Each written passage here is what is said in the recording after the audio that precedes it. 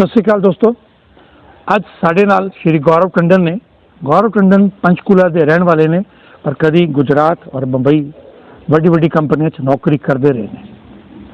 ਇਹ ਉਹ ਸ਼ਖਸ ਹੈ ਜਿਨ੍ਹਾਂ ਨੂੰ ਅੱਜ ਤੋਂ 10 ਸਾਲ ਪਹਿਲਾਂ ਕੈਂਸਰ ਹੋਇਆ, ਬਲੱਡ ਕੈਂਸਰ ਦੀ ਵੀ ਐਸੀ ਸਟ੍ਰੀਮ ਹੋਈ ਜਿਹਦੇ ਬਾਰੇ ਕਿਹਾ ਜਾਂਦਾ ਹੈ ਇਹ ਬਲੱਡ ਕੈਂਸਰ ਡਿਟੈਕਟ ਹੋਇਆ और 15 दिन के अंदर आदमी रब को चला जाता है। पर रब ने इन्हों तो कुछ बड़ा काम करवाना सी, इन्होंने जिंदगी दी और हिंदुस्तान बोन मैरो ट्रांसप्लांट करवाने वाला तीसरा शख्स है सर्वाइव किया। इन्हें पूरी स्ट्रगल इन्हों की वो भी कई टीवी इंटरव्यूज इन्हों हैगियां ने। पूरे परिवार ने किवें संघर्ष किया असं बहुत लंबी गल भी अज करेंगे उन्होंने। अज तो जस्ट मैं एक इंट्रोडक्शन करवाना चाहना खेती विरासत मिशन के परिवार नाल गौरव जी का। गौरव जी हुण पंचकूला रहिंदे ने और एक छोटा जिहा 2 किल्लियां का खेत भी लिता है जिहदे च ऑर्गेनिक फार्मिंग वो कर रहे हैं। अजकल वो एड एजेंसी चलाते हैं, कॉरपोरेट की लाइफ छड्डती। और जदों उन्होंने मेरे नाल गलबात करदे कहा कि जिवें तुसीं ते मैं बैठे हाँ, जिवें तुसीं ते मैं असीं चाह पी रहे हाँ, किसी भी गिलास पी रहे हाँ, खा रहे हाँ या जूस पी रहे हाँ, कितनी वड्डी नियामत है, सानूं इहदा एहसास ही नहीं।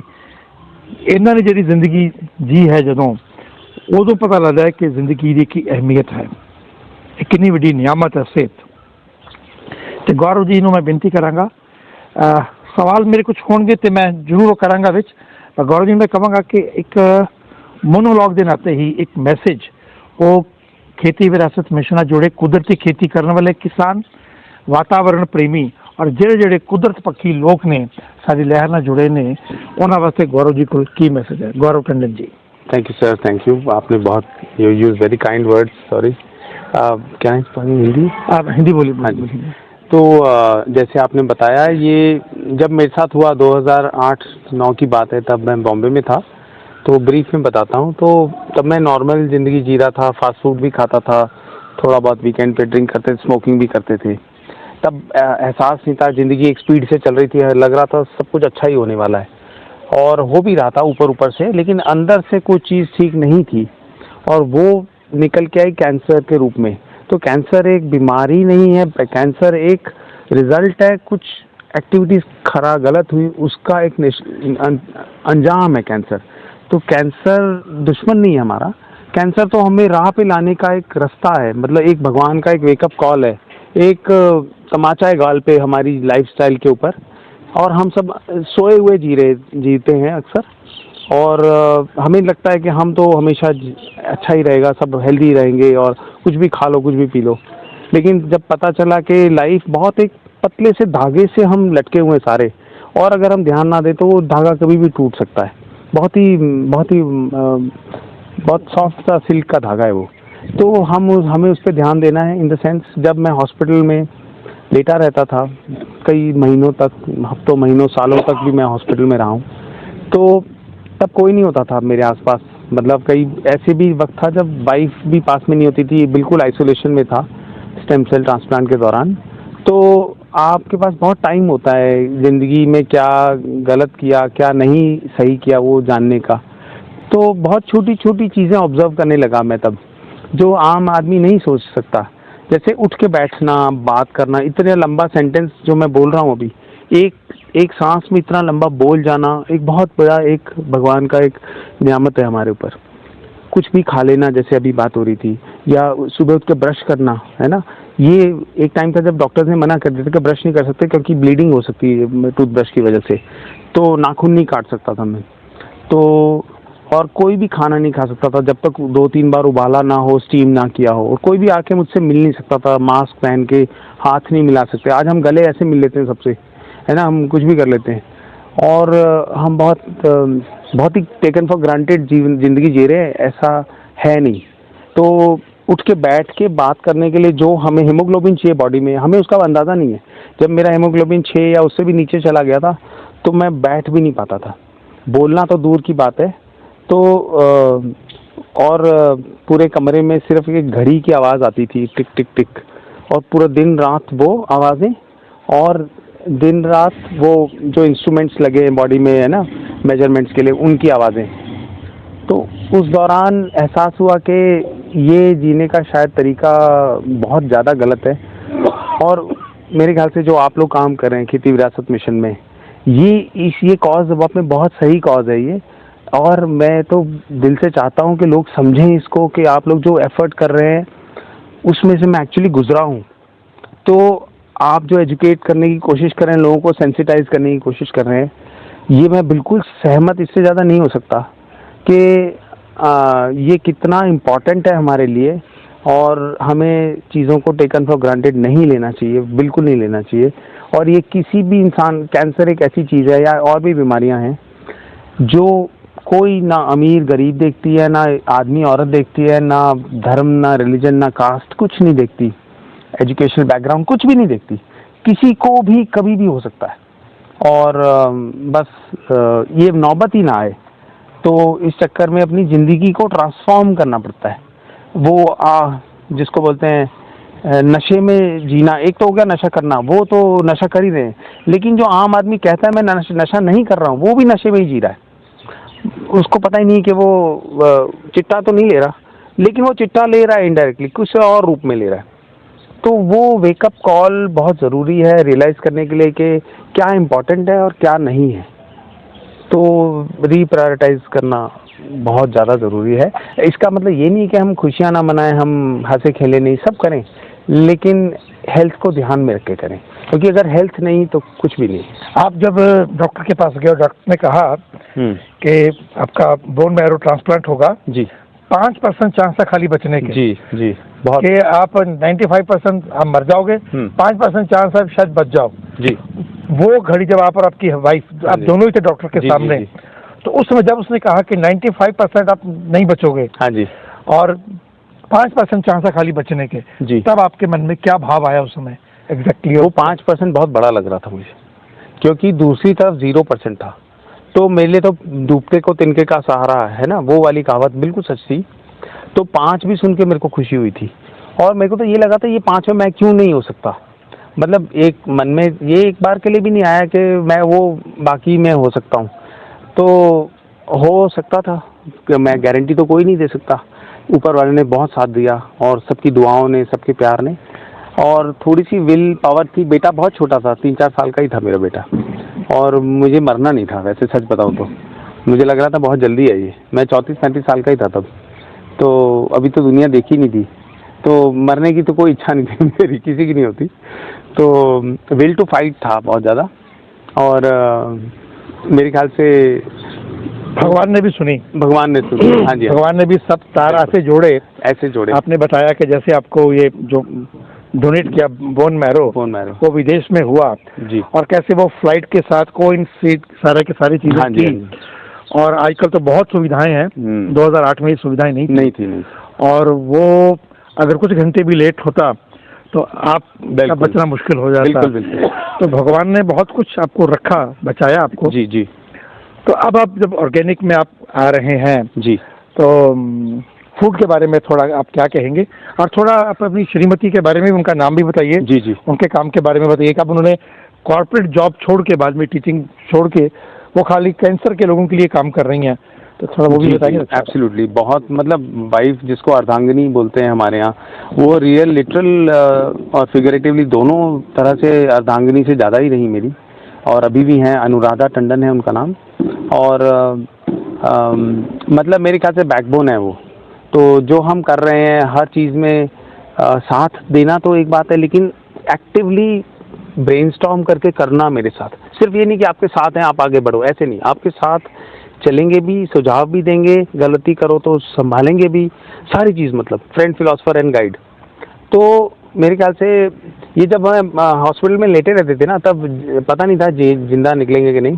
तब सोचा था कि अगर जिंदा निकल गए यहाँ से तो कुछ ना कुछ मीनिंगफुल करने की कोशिश करेंगे, जितना ऊपर वाले ने बचाया हमको, इतने लोगों की एफर्ट ने बचाया था मुझे।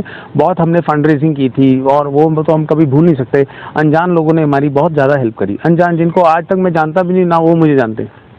तो हमें लगता था ये कर्जा है हमारे ऊपर, तो इसको कैसे चुकाया जाए, क्योंकि कर्म में था कि भाई इसको चुकाना तो था। वाइफ के बारे में 2 शब्द और कहूँगा कि वो एमटेक, बीटेक, एमटेक हैं, और वो असिस्टेंट प्रोफेसर थी निर्मा यूनिवर्सिटी गुजरात में और पहले बॉम्बे में भी। बट जब हम चंडीगढ़ शिफ्ट हुए 2017 में, तो she decided to work full time with Datri, a very good organisation, stem cell के लिए काम करते हैं। ये एनजीओ चेन्नई बेस्ड है, तो वो चंडीगढ़ और हरियाणा, पंजाब, हिमाचल देखती हैं यहाँ से। और तो वो काफ़ी इसमें एक्टिव हैं और पिछले 5 से ज़्यादा साल से एक्टिवली काम कर रही हैं दात्री के साथ। और दात्री ने भी बहुत अच्छा काम किया है, मैं उनके बारे में भी बाद में जिक्र करूँगा। तो कमिंग बैक टू आपका पहला जो सवाल था कि ऑर्गेनिक फूड को लेके, तो ये कोविड में एक इम्पिटस और मिला, मतलब कि हमें कोविड में एक मौका मिला कि हम अपना खाना खुद उगाएं।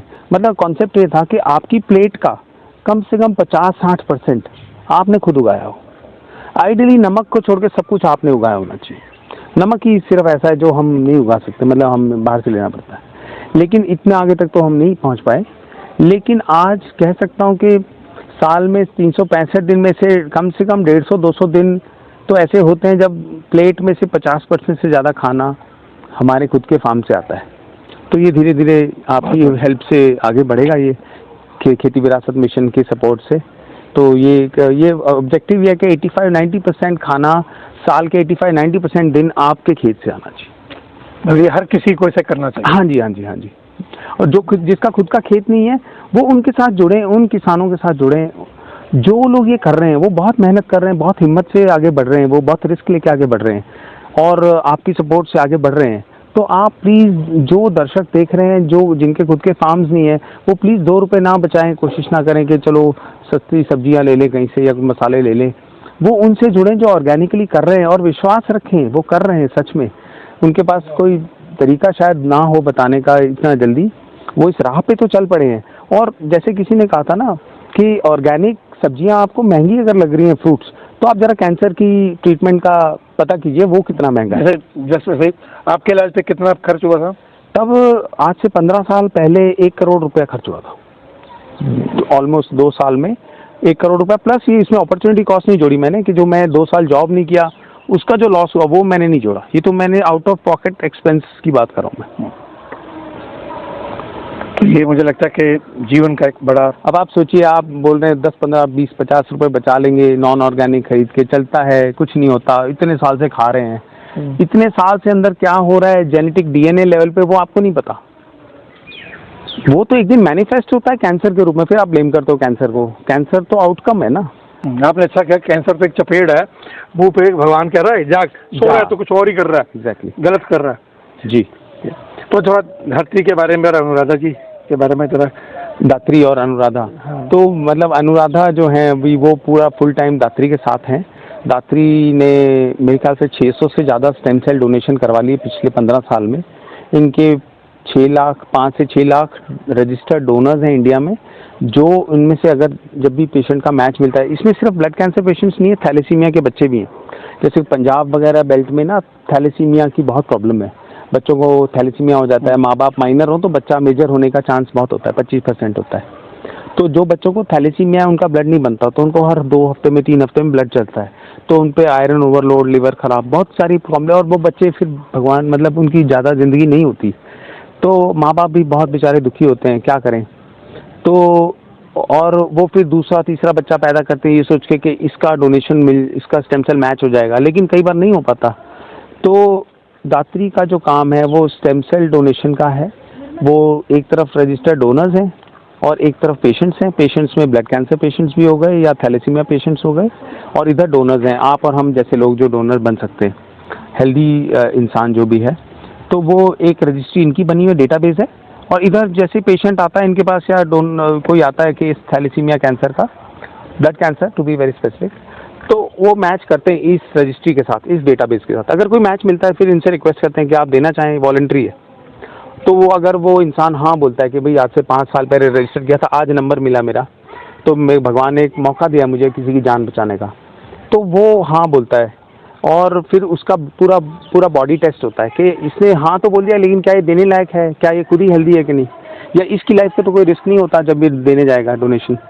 तो पूरे बाकायदा टेस्ट होते हैं, बड़े हॉस्पिटल्स में होते हैं, और वो सारा खर्चा दात्री उठाती है। और फिर जब वो डॉक्टर भी हाँ बोल देता है, देना भी चाहता है और दे भी सकता है, फिर एक दिन मुकर्रर होता है, उसके हिसाब से वो ट्रांसप्लांट करते हैं और डोनर अपने स्टेम सेल देता है। बड़ी आसान प्रोसेस है, जैसे आप ये अपने ये देते हैं, अपने प्लेटलेट्स देते हैं, ऐसी ही प्रोसेस है, सेम एफेरेसिस की प्रोसेस है। और एक हाथ से ब्लड लेते हैं, यहाँ से निकाल लेते हैं और बीच में से स्टेम सेल ले लेते हैं। तो जो स्टेम सेल है, दो शब्द उसके कहूँगा कि स्टेम सेल क्या होता है। जैसे हमारी बोन मैरो जो होती है, हड्डियों के सुराख के अंदर एक फैक्ट्री है, जिस फैक्ट्री में ब्लड बन रहा है, ठीक है। हमारा ये जो ब्लड बह रहा है हमारी नसों में, ये बन कहाँ रहा है? ये वो हड्डियों के गोले के सुराख के अंदर जो हॉलो है, वहाँ बनता है, वहाँ फैक्ट्री है। तो जैसे ब्लड कैंसर पेशेंट्स होते हैं, उसकी वो फैक्ट्री खराब हो चुकी है, वहाँ से खराब सेल बनने आने, वो प्रोडक्ट खराब बाहर आ रहा है, तो ब्लड खराब हो गया।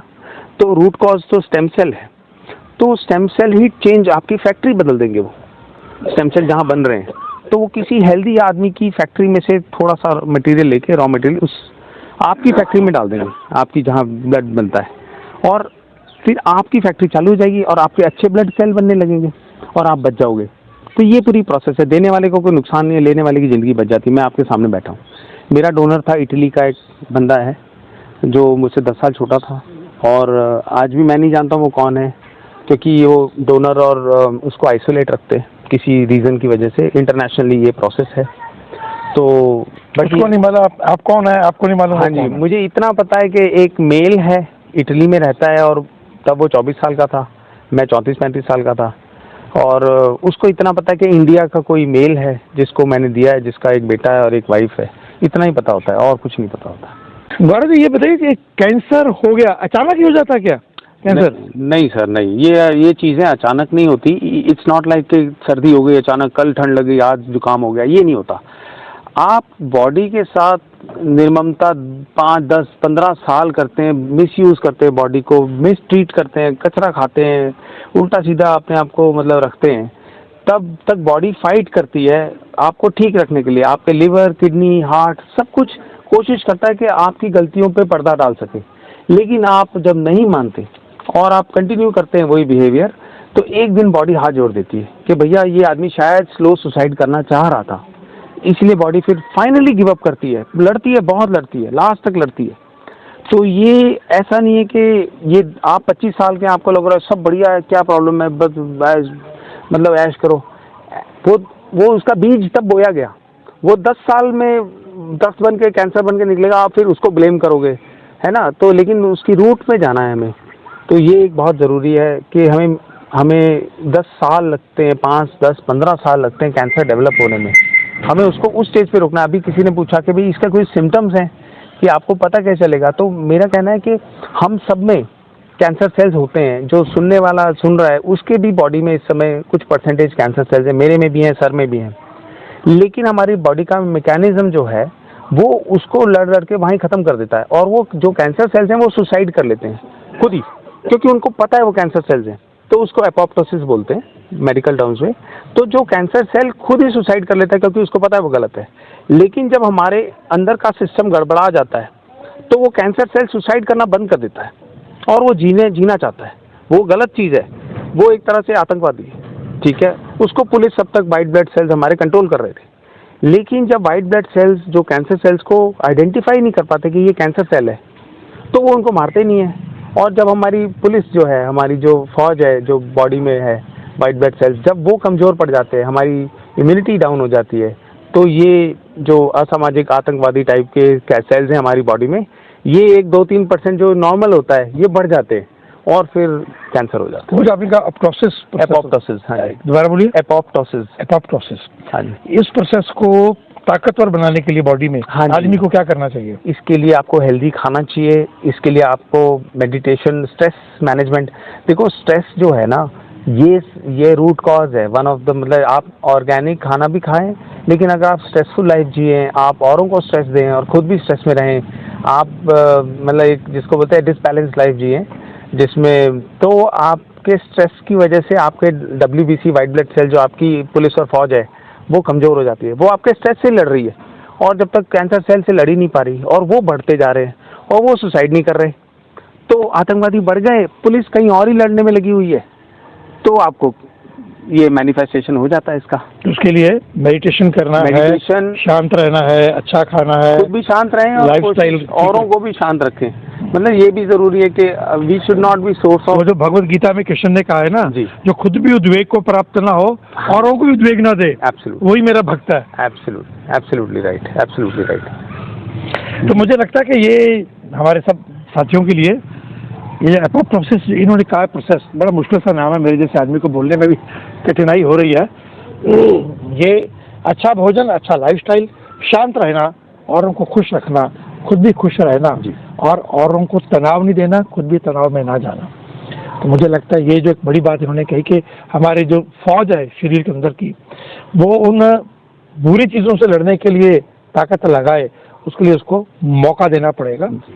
बहुत बड़ी बात है। मुझे लगता है कि मित्रों, ये देखिए जीवन कितना महत्वपूर्ण है, स्वास्थ्य कितना महत्वपूर्ण है, ये गौरव टंडन जी की कहानी से पता लगता है। कि कॉर्पोरेट लाइफ में थे, खूब पैसा कमा रहे थे और कह रहे थे कि बिल्कुल ज़िंदगी अच्छी ही अच्छी है। अचानक एक झटका लगता है और पता लगता है इनको ब्लड कैंसर है, और वो भी इनको कहा गया कि टाइम ज़्यादा नहीं आपके पास। तो मुझे लगता है उस स्ट्रगल में से निकल के आए, और आज ये एक भगवान इनको लंबी उम्र दे, एक स्वस्थ जीवन दे इनको, इनकी धर्मपत्नी को शक्ति दे, इनके बेटे को शक्ति दे। तो आज गौरव जी तो औरों के लिए प्रेरणा है, हमारे लिए सौभाग्य है। गौरव जी खेती विरासत मिशन से भी जुड़ रहे हैं। हम कोशिश करेंगे गौरव जी को पंजाब में कुछ जगह ये कैंसर अवेयरनेस और ये लाइफस्टाइल फूड इस विषय में गौरव जी के कुछ लेक्चर करवाने के लिए प्रयास करेंगे।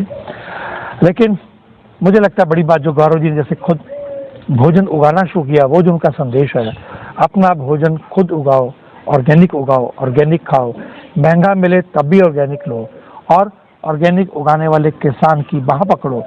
मुझे लगता है ये संदेश, और बाकी तो जो इन्होंने कहा ही है कि जीवन कितनी बड़ी नियामत है, किस प्रकार से सारा, तो ये मुझे लगता है कि संदेश।